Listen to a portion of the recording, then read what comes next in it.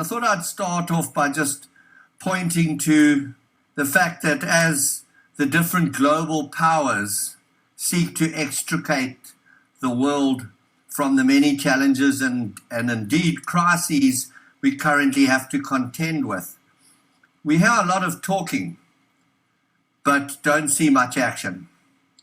Instead of fantasizing about some post-industrial idyllic state, the world's political and business leaders should perhaps be considering a better future for all, not just for the wealthy countries. This requires, of course, investment in the development of sustainable enterprises driven by cleaner energy and extending to the many parts of the world. In fact, most of it, which have been left behind by the West's economics advances. Mining has historically been the catalyst for economic growth in underdeveloped countries. And I would argue that the case for investment in mining in those countries is stronger than ever, particularly as many are rich in the resources required to make the world a better place for all. At Barrick, we have always been committed to investing in the future, and in the process, we have created some remarkable value for our broad base of stakeholders. As guided at the start of the year, Q1 was a softer production quarter due mainly to the major planned maintenance exercises at Nevada Gold Mines and mine sequencing at Kibali. Free cash flow increased despite the lower production, while adjusted net earnings per share also increased to 14 cents. Operational highlights included the near completion of the massive Pueblo Viejo expansion project, a robust performance from Turquoise Ridge, and the delivery of first production stopes ahead of schedule from the new Gounkoto underground mine. All in all, we're in good shape to ramp up our performance throughout the year. And I would point out that we are not forecasting a hockey stick end, but a stepwise move through the year. We also recently published our annual sustainability report, and if you haven't seen it yet, it's well worth a look, and it's on our website. Group operating results. This is a summary of those operating results, which lists the factors that impacted on production in Q1, and those that are expected to drive performance through the latter half of the year. This should ensure we achieve our gold and copper production within guidance, as well as the cost guidance we provided at the start of the year.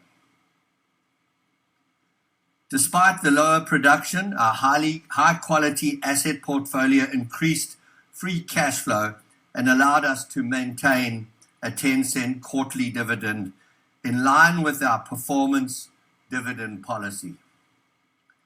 Our tax contribution report was also published last month, which highlights our significant contributions to the countries where we operate. On the environment front, there was no Class 1 environmental impacts during the quarter. Our water use efficiency rate was again above the 80% target, and our greenhouse gas emissions decreased by 18% quarter on quarter. We have continued investing in our communities through our community development committees and embarked on an educational partnership journey with Tanzania, amongst others.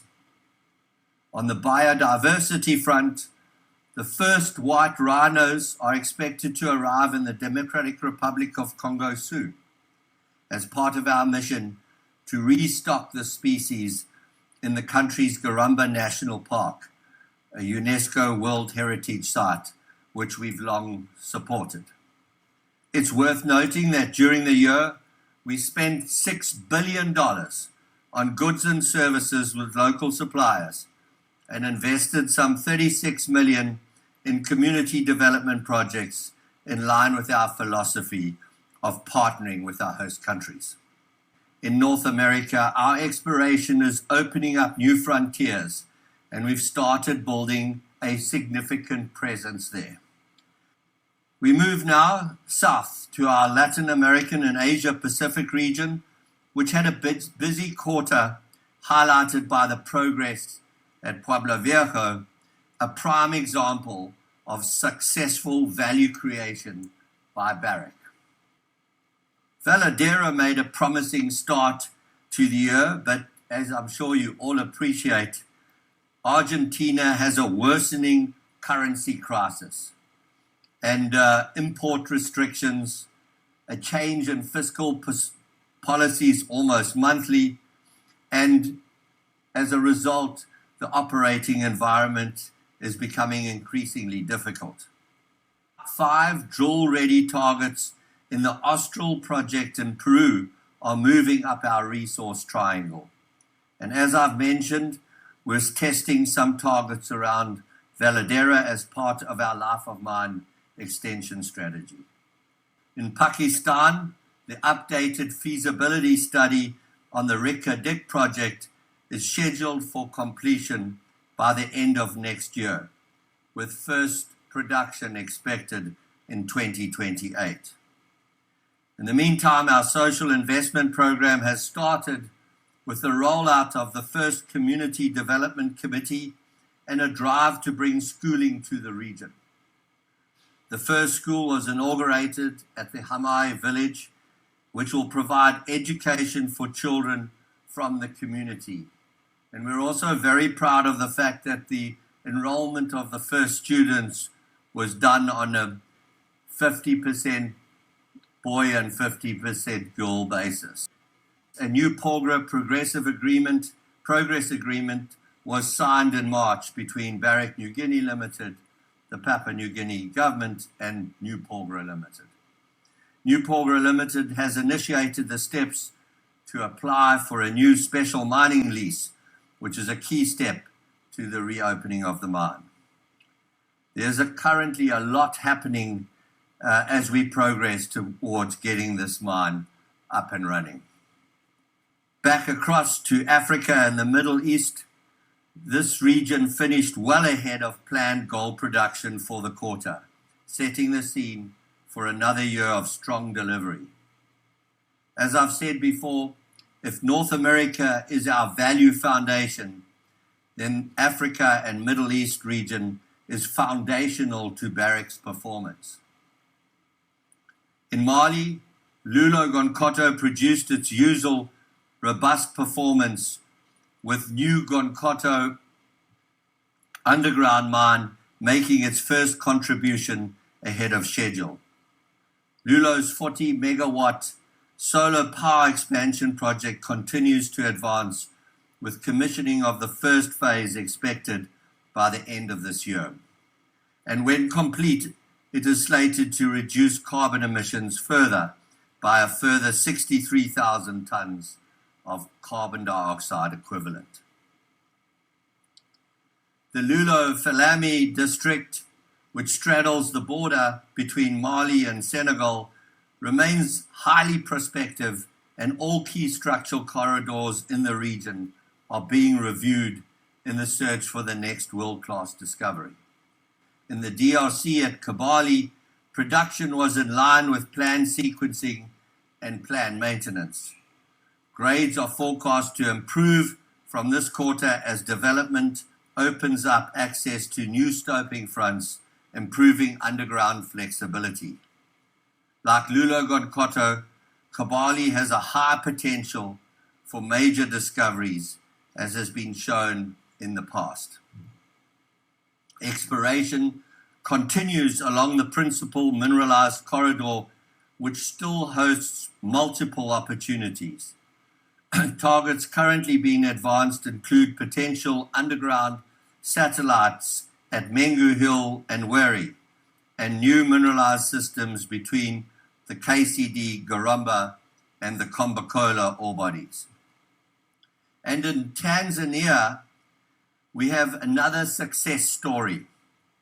You may recall that when we took over there a few years ago, these mines were derelict, burdened by major social and environmental liabilities, and with operators despised by the entire country.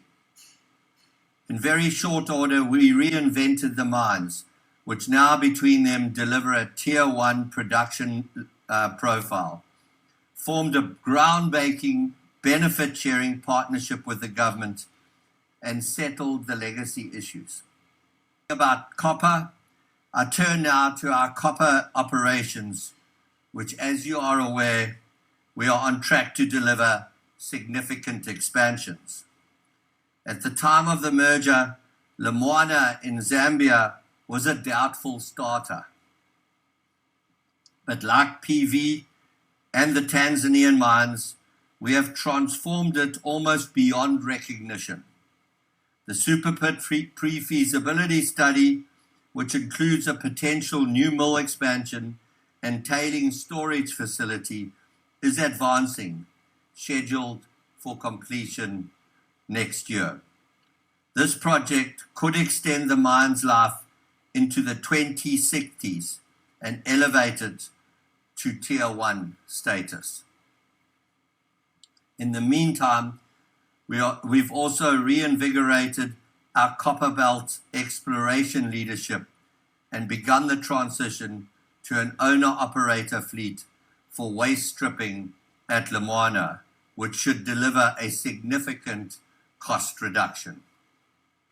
We own what are indisputably the best assets in the business.